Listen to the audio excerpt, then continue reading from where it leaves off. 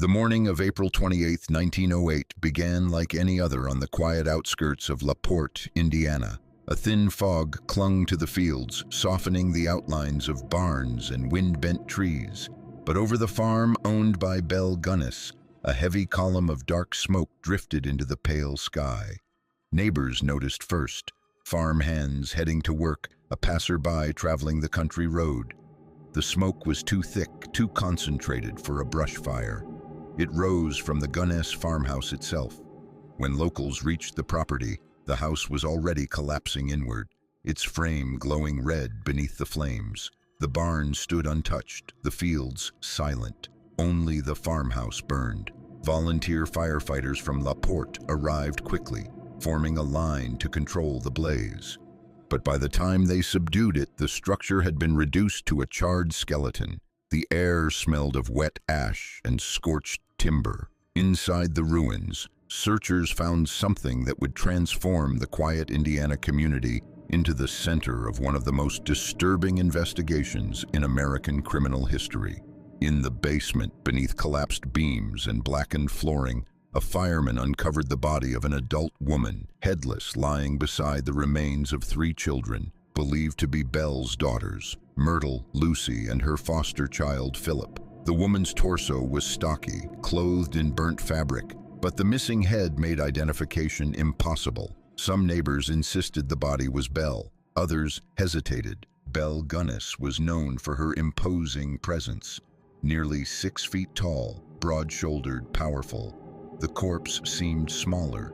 Suspicion deepened when Ray Lamphere, Belle's former hired hand and recently dismissed farm laborer, appeared near the crowd.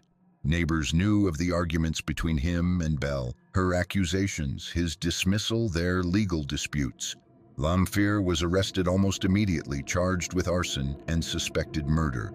But the investigators who entered the ruins sensed something that did not match the simple narrative of a farmhand's revenge. The fire had burned strangely, quick, hot, consuming the interior, but leaving certain outbuildings untouched. Tools in the basement were arranged oddly, and the decapitated woman's body raised a question the fire alone could not answer. As Sheriff Albert Smutzer and Coroner Charles Mack continued their examination of the property, they noticed disturbed soil near the hog pens behind the house. Freshly turned patches lay in uneven stretches along the edge of the yard, as if someone had recently dug and refilled them. At first, it seemed innocuous. Belle often butchered livestock, but one patch was too long, too narrow, too deliberate. On May 3rd, only 5 days after the fire, investigators returned with shovels. The first grave revealed a burlap-wrapped bundle, its contents horrifyingly clear, the dismembered remains of a man who had been missing for months. Further digging revealed more. Each shovel turned up another sack, another set of bones, another victim. Within days, the Gunness farm transformed from a burnt homestead into an excavation site. Crowds gathered at the fences. Newspapers across the Midwest sent reporters. As the number of discovered bodies climbed, the central question shifted. Not, was Belle murdered, but had she escaped? And more chillingly, how many had vanished into the soil of her farm before the fire that ended it all? The investigation had begun, and with it, the unraveling of the life of Belle Gunness, one of the most prolific and enigmatic killers in American history. Belle Gunness began her life far from the quiet farmland of Indiana. She was born Brynhild Pulsdotter Sturset on November 11, 1859, in the rural village of Selbu, Norway. A landscape of steep hills, narrow valleys, and modest wooden homes pressed against the cold northern air. Her family, poor tenant farmers, lived under difficult conditions. Work was constant, food scarce, and the winters long.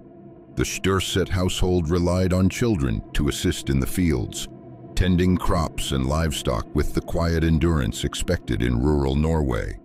From early childhood, Brynhild was described as strong for her age, physically larger than her siblings, with a seriousness that set her apart. She worked hard, rarely complained, and developed a stoic self-reliance shaped by the austerity of her environment. Her father struggled to support the family, taking seasonal labor wherever he could. Schooling was limited. The community expected little beyond survival, obedience, and adherence to the Lutheran traditions that governed village life. A formative event of uncertain timing haunted her early years. According to later accounts, some second-hand, others partially documented, Brynhild suffered a traumatic loss after an altercation with a local man resulted in a violent blow to her abdomen, causing a miscarriage. The incident was never formally recorded, but the story persisted in the oral memory of Selbu.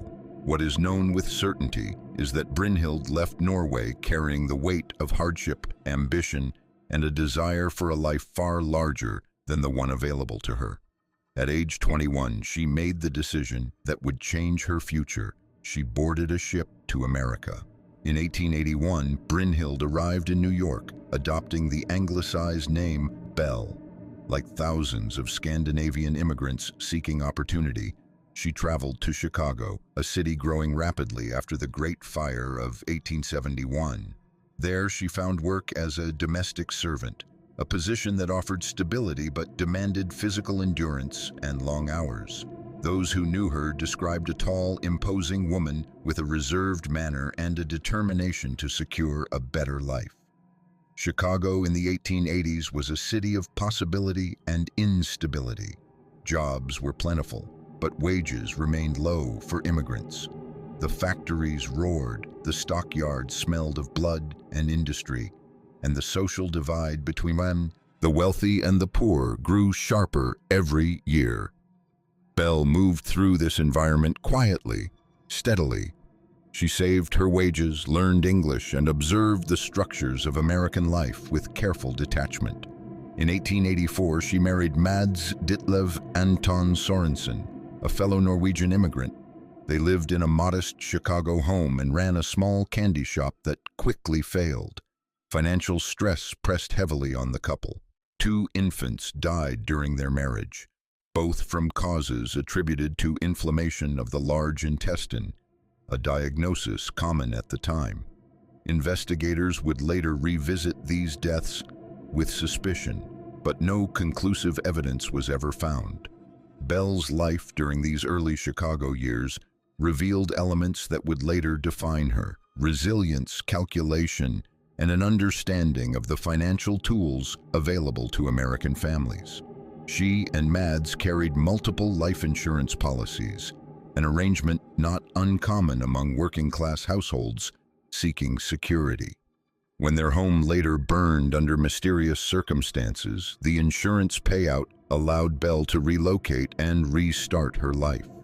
The hardships of her youth, the economic pressures of Chicago, and the constant presence of loss, some documented, some shadowed by uncertainty, shaped Belle into someone both determined and detached. She understood money as security, opportunity, and protection.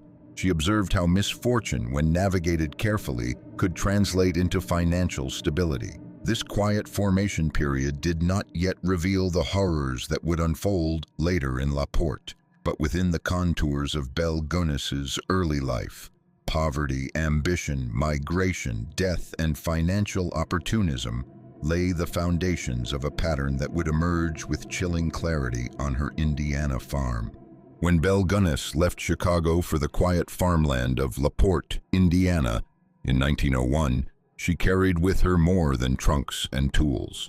She carried a history of insurance claims, unexplained tragedies, and an understanding of how death could be made to look ordinary.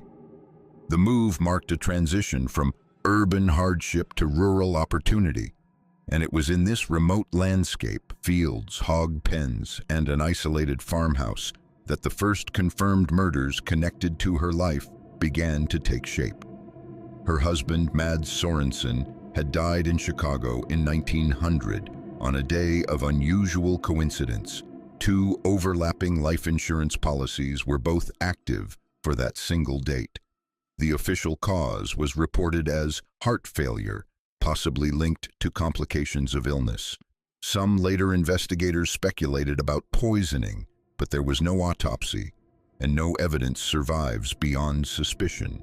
Belle collected the combined payout and within a year moved to Leaport with her 3 children and her foster daughter, Jenny Olson. In Leaport, Belle purchased a farm on McClung Road, a large property with a stout farmhouse, outbuildings, and enough acreage for livestock.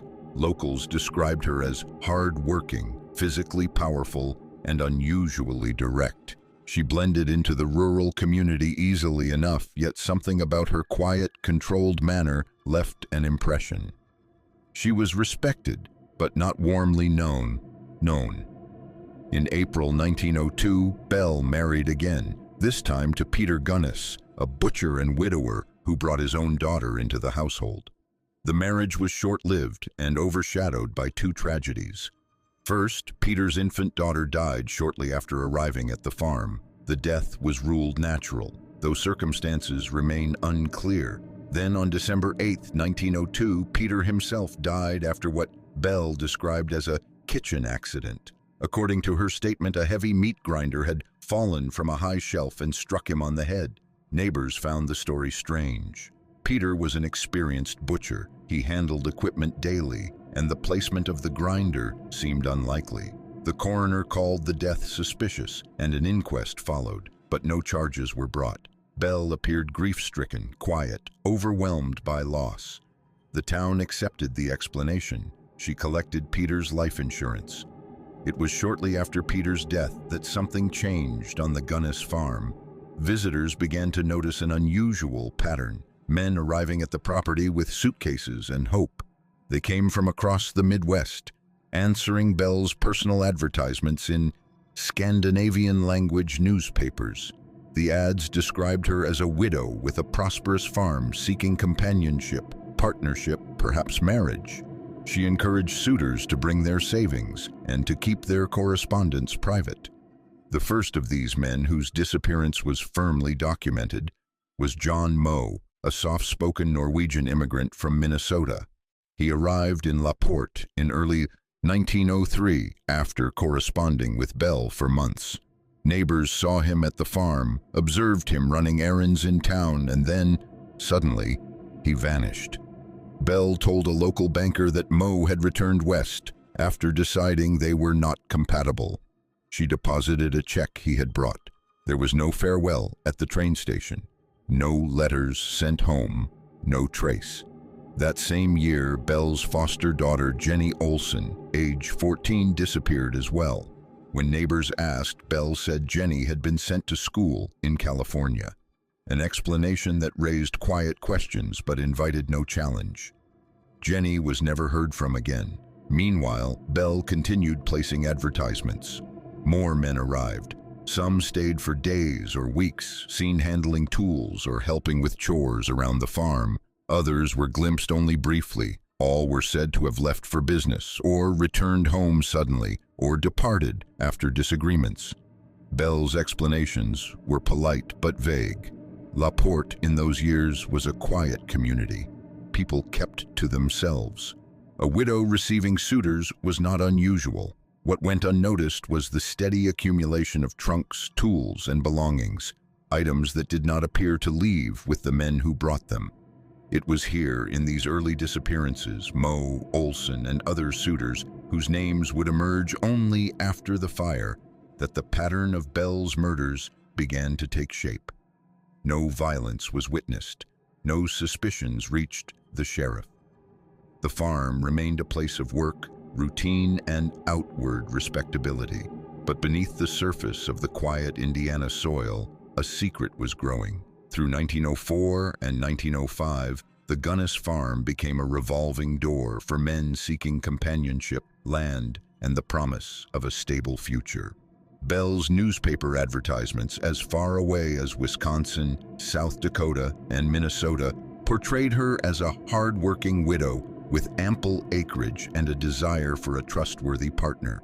Her letters were warm, deliberate, and persuasive. She encouraged suitors to bring their savings, spoke of future marriage, and emphasized secrecy.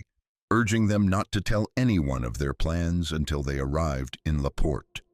The men who answered these letters were often Norwegian immigrants or first-generation Americans seeking a familiar cultural bond.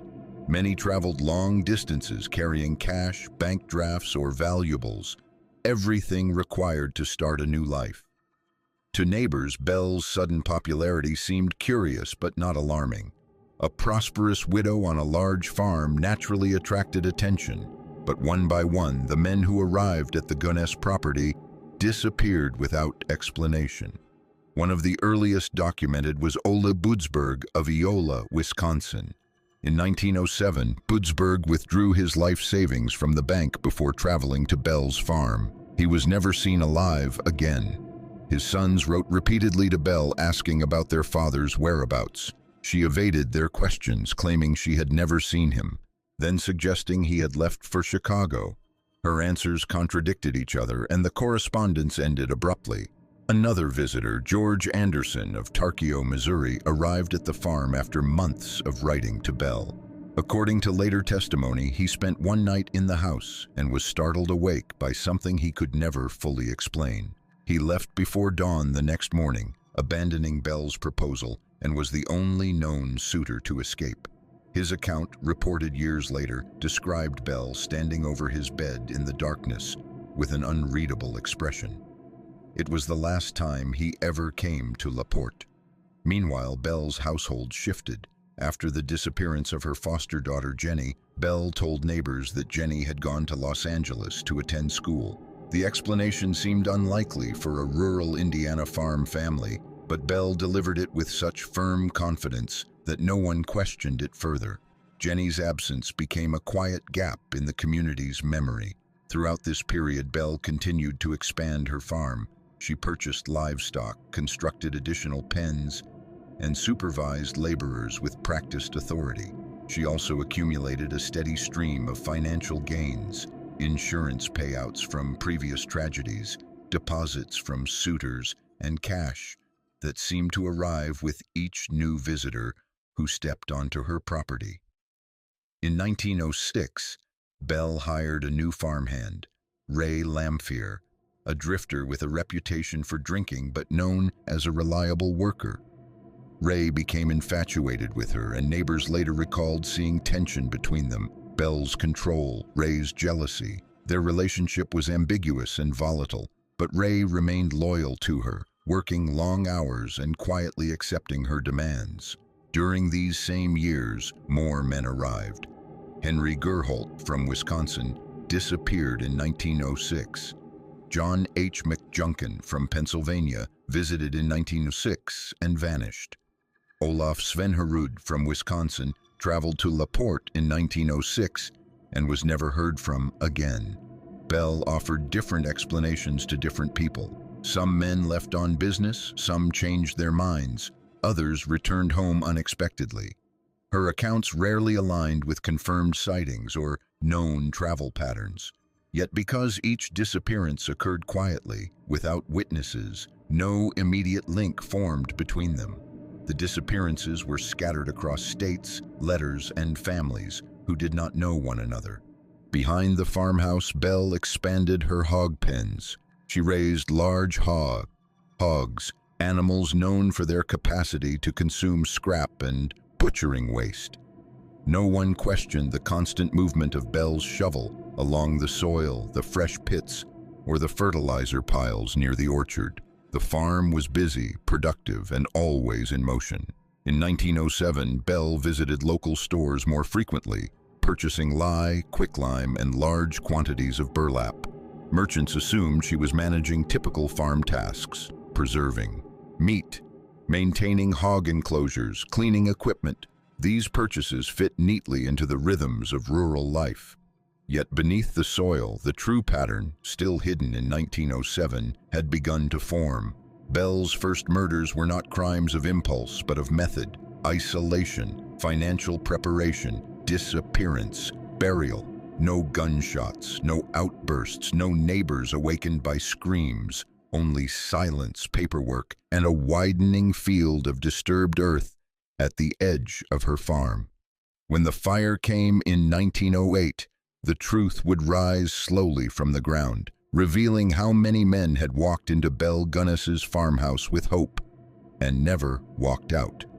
By 1907 to 1908, the rhythm of disappearances around the Gunness farm had become so regular, yet so scattered across states and families, that the pattern remained invisible to authorities. Belle's correspondence continued with suitors who responded eagerly to her promises: a prosperous farm, companionship, and a chance to build a stable future. These letters, preserved in later court records, show her tone, warm, inviting, yet firm in her insistence that men bring their savings and keep their plans secret. The most documented of these men, and the one whose disappearance would eventually unravel Belle's hidden crimes, was Andrew Helgelien, a quiet, disciplined Norwegian immigrant from South Dakota. In January 1908, after months of letters, Andrew arrived in Leaport carrying several $1,000s, his life savings. He was last seen alive on Belle's property shortly after cashing his checks. Soon after, Belle visited the bank, depositing Andrew's funds into her account. But unlike earlier suitors, Andrew had someone looking for him. His brother, Asle Helgelien, grew suspicious when Andrew stopped writing. Belle responded to Asle's letters with vague explanations. Andrew had left, she said, perhaps to explore new business opportunities, or he had returned west unexpectedly. The inconsistencies alarmed Asle. He traveled to Leaport and visited Belle personally. Her answers were calm but unconvincing. She insisted Andrew had vanished, leaving her with no information. The concern did not fade. Meanwhile, life on the farm continued with outward normalcy. Belle managed hogs, supervised Lamphere, and made plans to build additional structures. But tensions with Ray escalated. She fired him in February 1908, accusing him of jealousy and erratic behavior. Ray, by then deeply attached to Belle, was humiliated and angry. Their conflict became public as Belle filed complaints against him for trespassing and harassment. Ray countered with accusations of his own, warning townspeople that the farm held secrets. Belle reacted by increasing her insurance policies, not only on her property, but also on her own life.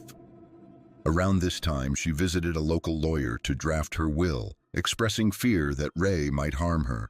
She seemed anxious, distracted, and unusually focused on documentation and future arrangements.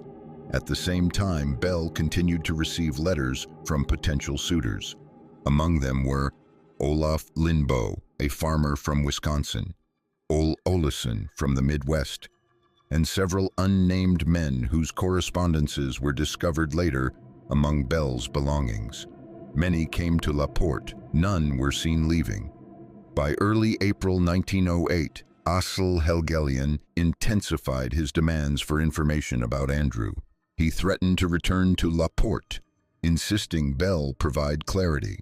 For the first time in years, Belle faced a determined family member who would not be deterred by vague reassurances. Then came a detail noted by a neighbor. Belle purchased a large quantity of kerosene and oddly asked a laborer to dig a deep hole near the house, ostensibly for garbage. The hole, later examined by investigators, would prove relevant to the events that followed. On April 27, 1908, Belle visited a lawyer again, refining her will. She spoke of fear, of Ray Lamphere's supposed threats, of her desire to protect her children. That same evening, she dismissed her farmhand, Joe Maxon, after instructing him to sleep in the hayloft instead of the house. In the early hours of April 28th, the farmhouse erupted in flames. Exactly how the fire began has never been conclusively proven. Ray Lamphere was accused and later convicted of arson, but his conviction was limited and contested. Belle's behavior in the days leading up to the fire, her legal preparations, financial arrangements, and unusual requests left open the possibility that she had staged her own death. The body found in the ruins, headless and smaller than expected, only deepened the uncertainty. When investigators began to search the farm after the fire, The first discoveries emerged from the disturbed soil near the hog pens. Burlap sacks, bones, human remains dismembered and carefully buried. Among them, identified through dental work, was Andrew Helgelien. The unearthing of these remains marked the moment the quiet disappearances of years past crystallized into a single, horrifying realization. Belle's first murders, once hidden beneath routine, secrecy, and the quiet acceptance of rural life, had been real, and they were only the beginning. By 1906, 1908, the quiet pattern that had shaped Belle Gunness's first murders widened into a systematic, calculated routine. What began as isolated disappearances evolved into a continuous cycle of correspondence, invitation, arrival, and sudden erasure. The Gunness farm, outwardly ordinary, an expanse of fields, hog pens, a barn, and a stout farmhouse, had become the silent center of one of the most extensive series of disappearances in early American criminal history. Belle's method was consistent and efficient. She placed personal advertisements in Scandinavian-language newspapers, presenting herself as a prosperous widow, seeking companionship and partnership on her well-tended and profitable farm. Her letters were crafted with deliberate warmth, promising mutual benefit and a stable future. She urged suitors to liquidate their assets, bring their savings, and come prepared to invest in the farm or into their life together. Dozens answered. Men arrived by train carrying trunks, tools, and hopeful anticipation. Neighbors saw them helping Belle with chores, repairing outbuildings, or walking the fields beside her. They stayed for a day or several. Then they vanished without farewell, without return tickets purchased, without belongings shipped home. The disappearances remained invisible because the men came from far distances: Wisconsin, South Dakota, Minnesota, Missouri, Pennsylvania. Their families assumed they were traveling or settling into new lives. Only when letters stopped arriving did uncertainty turn to concern. But the families did not know each other, did not share the same newspapers, and had no reason to suspect a connection. Belle responded to their inquiries with polite, misleading explanations crafted carefully enough to quiet suspicion. During these years, the number of missing men linked to Belle grew steadily. Henry Gerholt, missing after withdrawing his savings in 1906. John McJunkin, last seen in 1906. Olaf Svenherud, who disappeared the same year. Ole Budsberg, whose sons searched for him for months. Charles Nyberg, Bert Chase, and several others whose names surfaced only through family letters found later on the property. Each disappearance followed the same structure: arrival with money, brief stay, sudden silence, vague explanations from Belle. She relied on the quiet assumptions of the era: men moving westward, the uncertainty of travel, and the limited communication among rural communities. Financially, Belle's situation improved dramatically. Bank records show frequent deposits, often large sums corresponding to the times men arrived. She purchased additional farmland, livestock, and equipment. She expanded hog pens and invested in new tools. To neighbors, she seemed industrious, resourceful, and financially astute. Inside the farmhouse, however, tension simmered. Belle's relationship with Ray Lamphere deteriorated rapidly. Ray, infatuated and unstable, oscillated between devotion and jealousy. Belle dismissed him in early 1908, claiming he frightened her and her children. Their disputes became public, leading Belle to file arson and trespassing complaints against him. Ray countered with accusations that Belle dismissed angrily. During this period, Belle also purchased unusually large quantities of quicklime and lye, materials used for farm maintenance but also effective in accelerating decomposition. She had several deep pits dug around the property, ostensibly for garbage or butchering waste. Fresh earth mounds became familiar sights near the hog enclosures. No one questioned them. Hogs were fed scraps, and butchering was routine on a farm. By late 1907, rumors began to surface, not of murder, but of Belle's stern temperament, her financial acumen, and her string of suitors. Some neighbors wondered aloud how so many men could come to the farm without staying long. Others dismissed the concerns. Belle was respected, and her reserved demeanor commanded caution.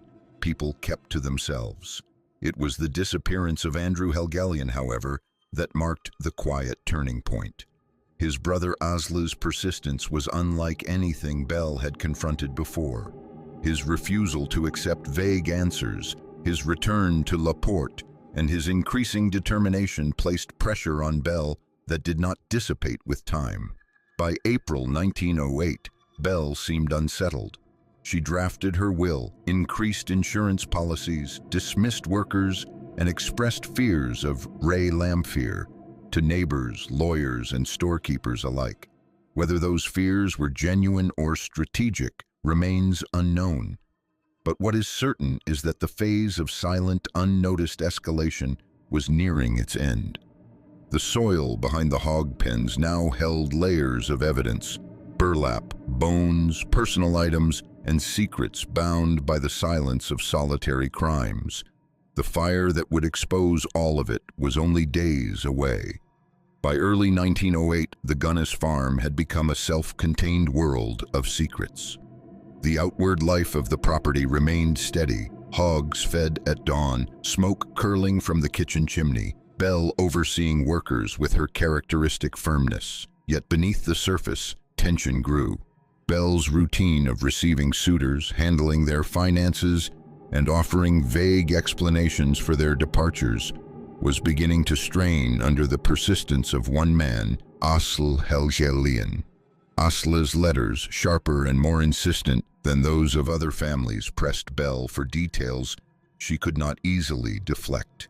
She responded with contradictions. Andrew had left for Chicago, then he had returned west, then he departed suddenly after an argument. The inconsistencies cast a shadow over her usual control.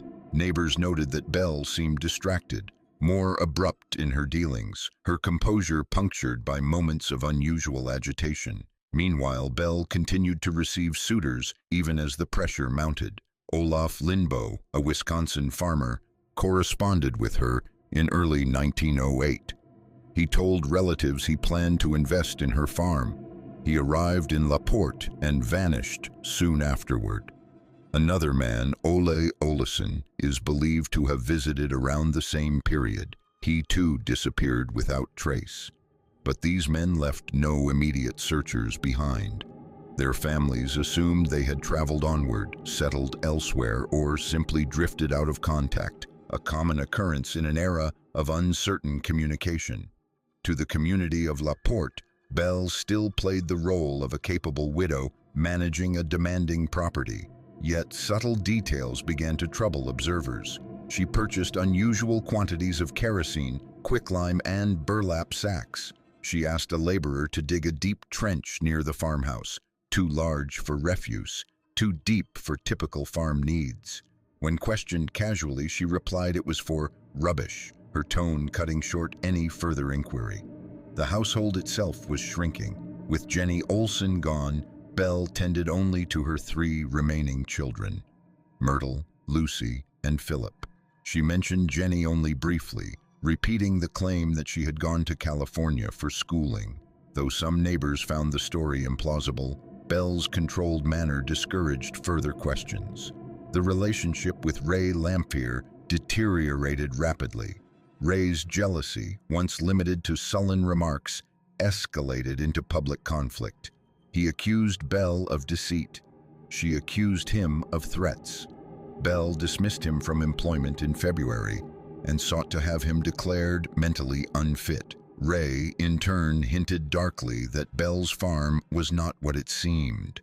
His warnings, spoken while drunk, bitter, or desperate, were dismissed by locals as the ramblings of a rejected admirer. Yet Belle herself seemed unsettled by Ray's behavior. She visited an attorney on April 27, 1908, revising her will and expressing fear that Ray might harm her. The attorney later noted that her manner was tense, controlled, but unusually urgent. She mentioned her children repeatedly. She insisted that her property be handled carefully in case of her death. That same evening, she made a series of deliberate preparations. She told farmhand Joe Maxon not to sleep in the farmhouse, instructing him to rest in the hayloft instead. She purchased additional kerosene. She moved documents, valuables, and personal items into a locked room. She seemed purposeful, as if preparing for an event she expected or intended to occur. In the final days leading to the fire, Belle was seen arranging objects around the house, repositioning trunks, organizing possessions, tending to clothing. Maxon recalled hearing noises that night, the soft thud of movement downstairs, the faint creak of floorboards. He assumed Belle was preparing for early morning chores. The fire began before dawn on April 28, 1908. The flames moved with startling speed, consuming the farmhouse before anyone could react. Joe Maxon escaped the hayloft, rushing toward the house as it collapsed. The intensity of the blaze shocked even the volunteer firefighters who arrived minutes later. By sunrise, the structure was a blackened ruin. 4 bodies were found in the basement, 3 children and a headless adult woman. Neighbors gathered at the fence, whispering. The children were identified quickly, but the woman, smaller than Belle, without her distinctive frame, drew immediate doubt. Ray Lamphere was arrested within hours, accused of arson. Yet the more investigators examined the ruins, the more questions arose. Why had the fire burned so selectively? Why was the woman decapitated? And where was Belle's head? The escalation of Belle Gunness's crimes had reached its climax, not through confrontation, but through a fire that concealed more than it revealed. The truth lay not in the ashes of the farmhouse, but in the dark soil behind it. The fire of April 28, 1908, reduced the Gunness farmhouse to smoldering rubble, but it also triggered a sequence of discoveries that revealed, in stark detail, the full escalation of Belle Gunness's crimes. When investigators arrived that morning, they believed they were looking into a tragic but ordinary domestic disaster, a widow and her 3 children dead in a nighttime blaze. But nothing about the fire, the bodies, or the property aligned with that simple narrative. The body found with the children in the basement was immediately suspect. Though burned beyond recognition, the torso appeared too small to be Belle's. Belle Gunness was nearly 6 feet tall and powerfully built. The corpse measured significantly shorter, even accounting for contraction due to fire. More troubling was the absence of a head, not burned away, but missing entirely. Coroner Charles Mack expressed doubt almost from the outset. Local residents, familiar with Belle's imposing stature, echoed his skepticism. As the debate over the corpse unfolded, investigators noticed disturbed soil behind the ruins, areas where the ground had been recently turned, the edges too neat, too purposeful for ordinary farm work. The hog pens nearby had long been a source of speculation. Belle raised large hogs, capable of consuming significant quantities of meat and scraps. But the ground around those pens carried a different, deeper stillness now. On May 3rd, Sheriff Albert Smutzer and his men began to dig. The first discovery was small, a burlap-wrapped bundle containing human remains, dismembered and tightly packed.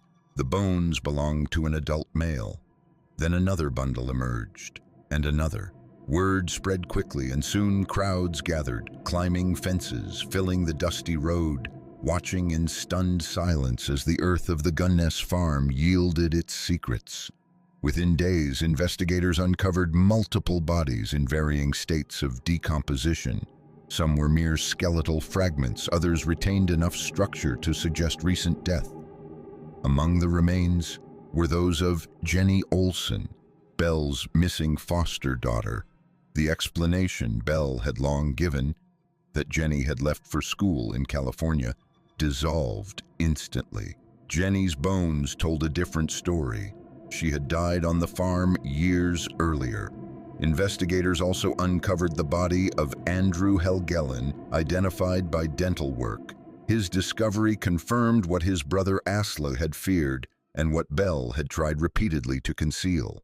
Andrew's body was found with several other men, arranged in pits that reflected method rather than haste. As the excavation continued, the scale of the burial site widened. Artifacts surfaced: watches, dentures, pocket knives, letters, and personal effects belonging to missing men who had corresponded with Belle.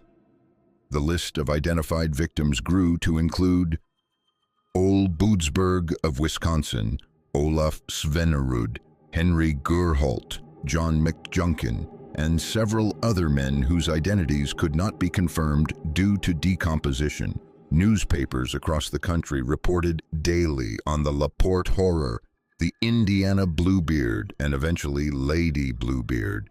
Drawing crowds of thousands to the farm, reporters described the scene with a mix of shock and fascination. Piles of unearthed bones, the smell of decay, the methodical digging by deputies, and the eerie normalcy of hogs wandering near the excavation site. Belle's meticulous planning became clearer with each pit uncovered. The burial sites were arranged near the hog pens, where the soil remained soft and easy to turn. Bodies were often dismembered, wrapped in cloth or burlap, and buried in shallow trenches. Quicklime, found in large quantities on the property, had been used to speed decomposition. Belle's purchases of these materials, once seen as ordinary farm needs, now formed part of a pattern of concealment. Meanwhile, the question of the headless woman grew more pressing. Could Belle have staged her death? Witnesses recalled seeing her rushing through town days earlier, purchasing groceries and speaking hurriedly. One claimed she mentioned leaving soon. Others noted her tense demeanor in the week before the fire. Her final will, drafted just the day before the blaze, seemed less like preparation for danger and more like a calculated step in a larger plan. Under interrogation, Ray Lamphere denied killing Belle, but admitted that she feared exposure from multiple directions. From the Hegelian investigation, from mounting debts, and from the rumors surrounding her suitors. Lamphere suggested Belle may have fled the farm on the night of the fire, leaving behind another woman's body to mislead authorities. But Ray's statements were inconsistent, shaped by resentment, confusion, and attempts to protect himself. Whether Belle died in the fire remains one of the enduring mysteries. What is undeniable is that the fire marked the final moment of her escalating crimes, not by extinguishing them, but by exposing them. The earth behind the farmhouse revealed the work of years. A quiet, secretive sequence of courtships, financial entanglements, disappearances, and burials. A pattern of methodical violence hidden beneath the appearance of rural widowhood. With the bodies unearthed and the community reeling, the investigation shifted to its final phase. The search for truth, the prosecution of Ray Lamphere, and the question that still haunts the case. What became of Belle Gunness? In the days following the fire and the first graves uncovered behind the Gunness farmhouse, Leaport transformed from a quiet agricultural community into the epicenter of one of the most disturbing criminal investigations in early American history. Reporters flooded the town. Trainloads of curious onlookers arrived daily. Vendors set up food stands near the farm as thousands gathered behind rope lines to watch deputies dig through the dark soil. The rural calm of Indiana was gone, replaced by a morbid fascination that newspapers called the tragedy of the century. Sheriff Albert Smutzer, overwhelmed by the influx of national press, attempted to maintain order on the property. Deputies expanded the search perimeter, methodically uncovering new burial sites. Each discovery deepened the investigators' understanding of Belle Gunness's calculated method: dismemberment, wrapping in burlap, burial near the hog pens, and the use of quicklime to accelerate decomposition. What astonished investigators most was the consistency. The pits were spaced with deliberate care, the remains arranged as though Belle had repeated the same process again and again. The discovery of Jenny Olson's remains was the first clear indication that Belle's crimes had begun long before the arrival of adult suitors. Her disappearance in 1906, once explained as a move to a California boarding school, had been accepted without question. Now Jenny's bones, covering she had died on the farm, her body hidden beneath layers of soil and Belle's carefully maintained facade. For Sheriff Smutzer and Coroner Charles Mack, the next challenge was determining how many victims lay undiscovered. Estimates varied wildly, from a dozen to more than 40.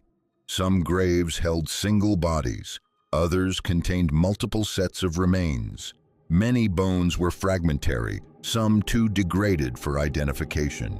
Personal items found with the bodies, watches, buttons, rings, and partially burned letters, offered clues but no certainty. Families from across the Midwest wrote anxiously to the Leaport authorities, asking whether missing sons, brothers, or cousins could be among the unearthed remains. While investigators examined the graves, attention turned sharply to Ray Lamphere, Belle's former farmhand. Lamphere had been arrested the morning of the fire and immediately became the central suspect. He had quarreled with Belle repeatedly in the weeks before the blaze. Belle had filed trespassing and harassment charges against him. He had been heard speaking angrily about the farm. The timing made him the most plausible perpetrator of both the fire and the suspected murder of Belle and her children. Lamphere maintained his innocence from the outset. He admitted to bitterness, jealousy, and arguments, but denied violence or arson. His statements, however, were inconsistent, at times defensive, at times veiled with insinuations about Belle's secrets.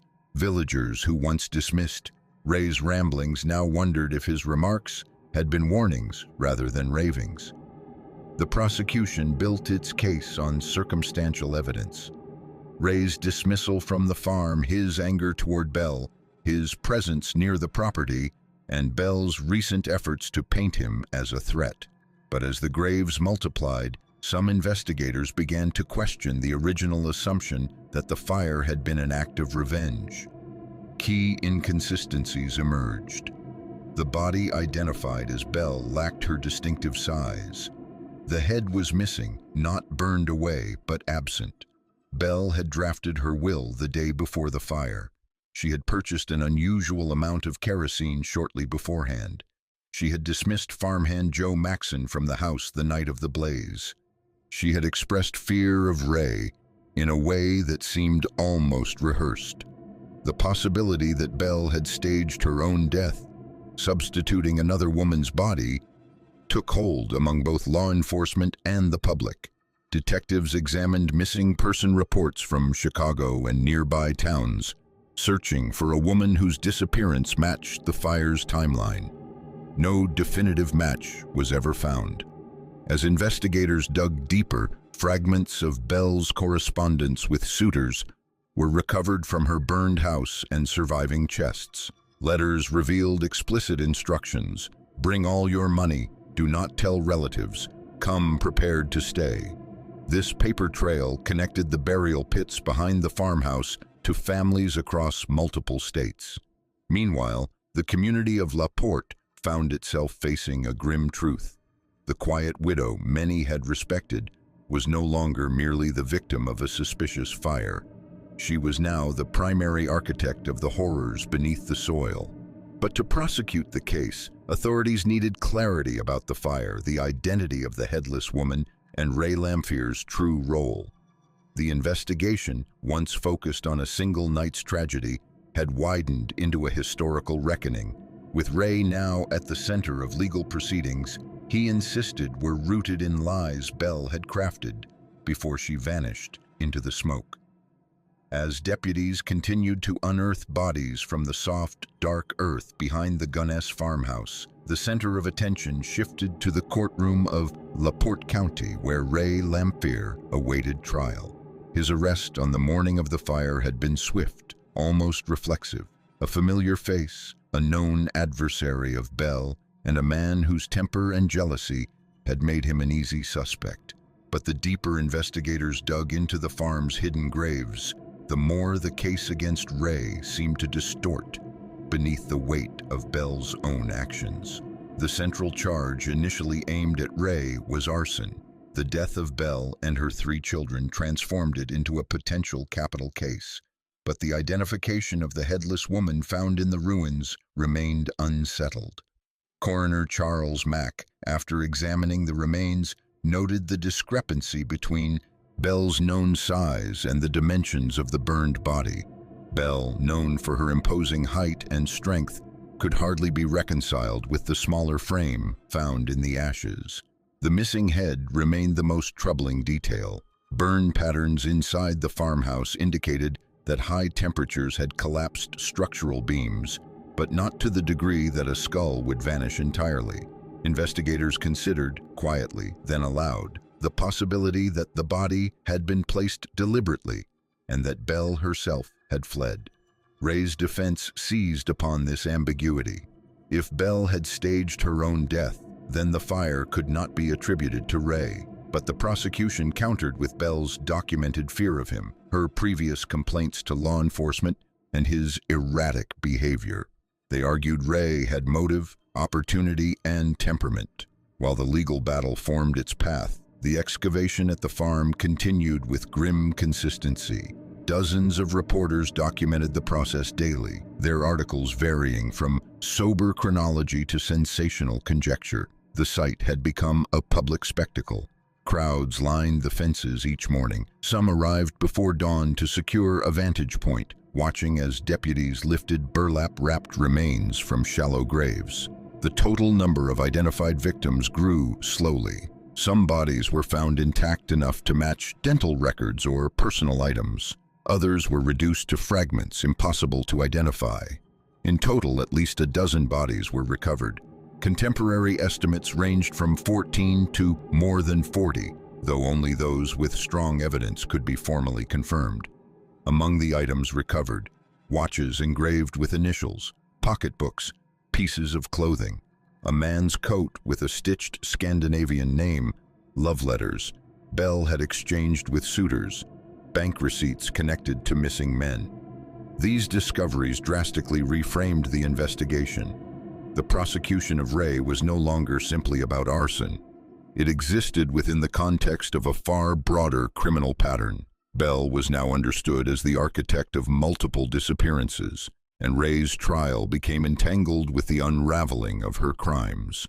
In September 1908, Lamphere's trial began. The courtroom filled immediately. Local residents, national reporters, families of missing men, and spectators seeking to witness the unfolding of one of the most disturbing cases of the era.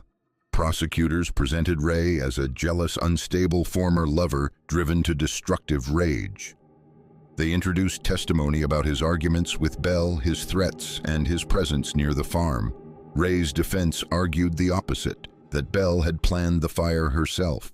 They cited her will, drafted the day before the blaze, her large kerosene purchases, her dismissal of Joe Maxon from the house that night, and the missing head.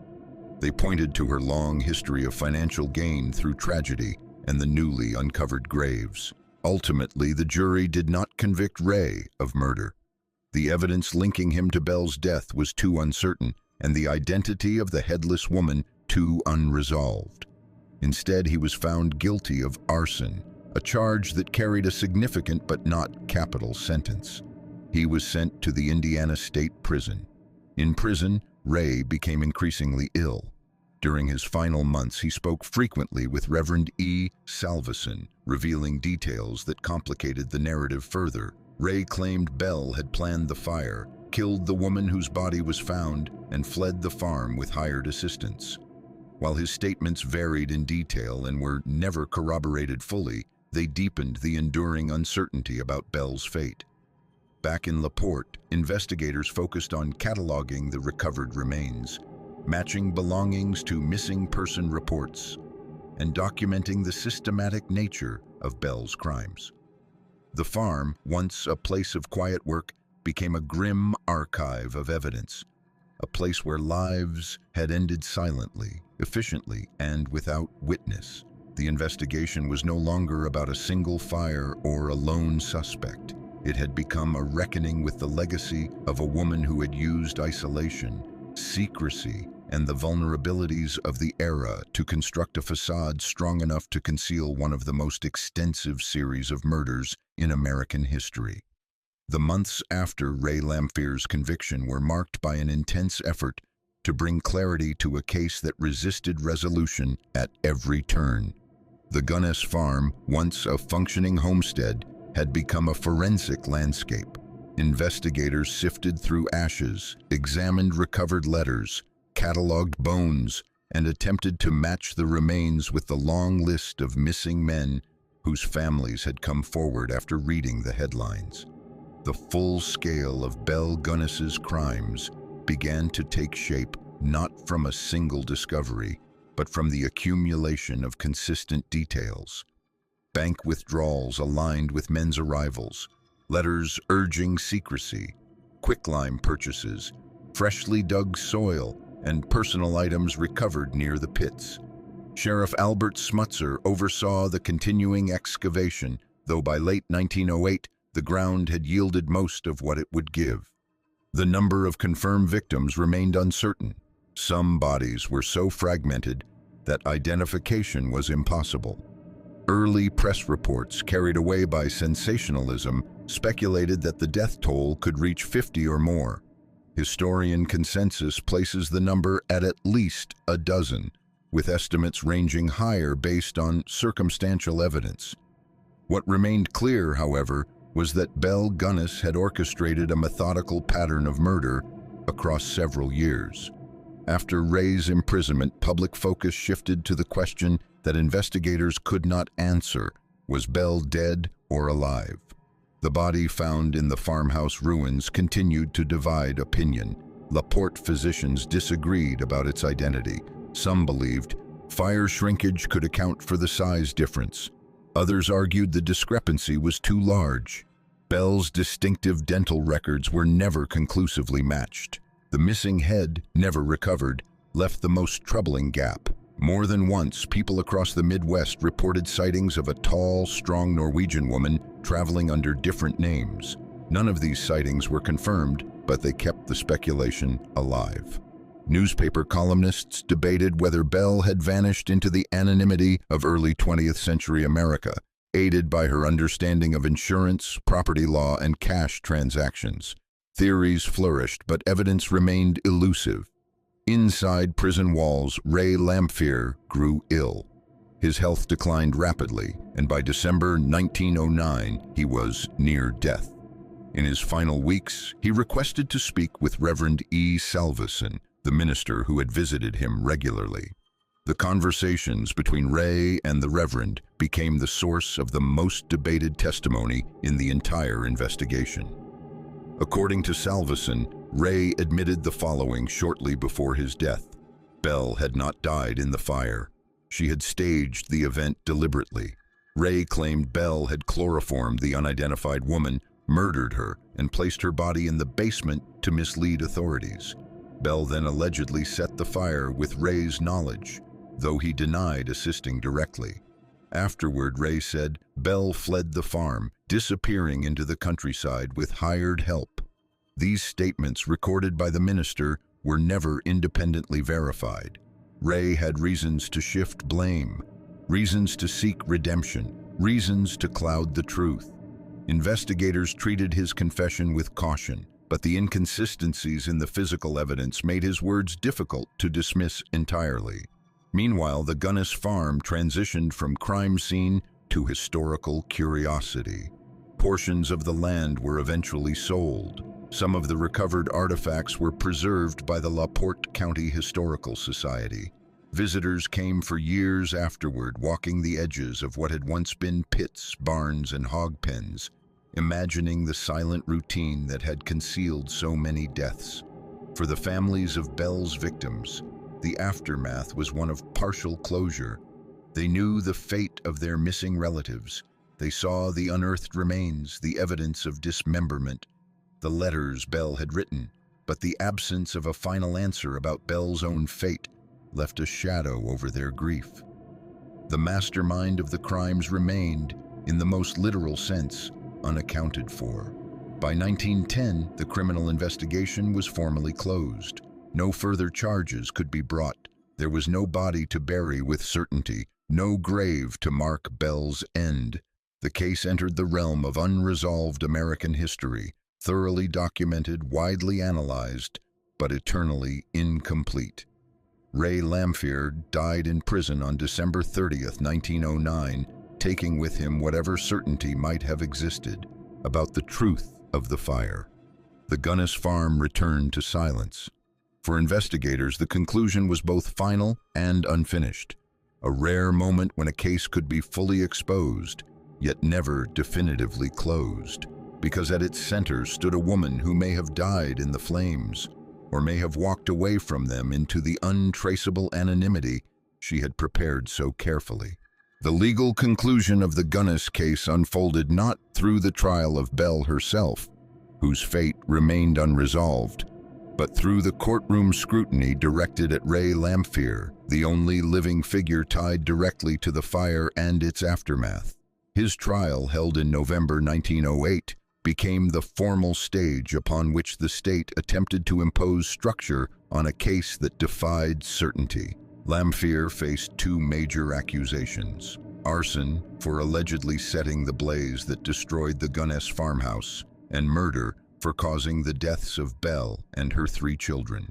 The courtroom filled to capacity each day. Reporters occupied every bench. Families of missing men gathered in silence. Residents of Leaport watched as prosecutors presented Ray as a volatile, jealous former lover whose anger had escalated into violence.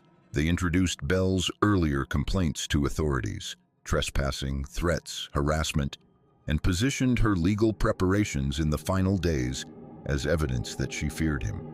Yet the defense countered just as forcefully.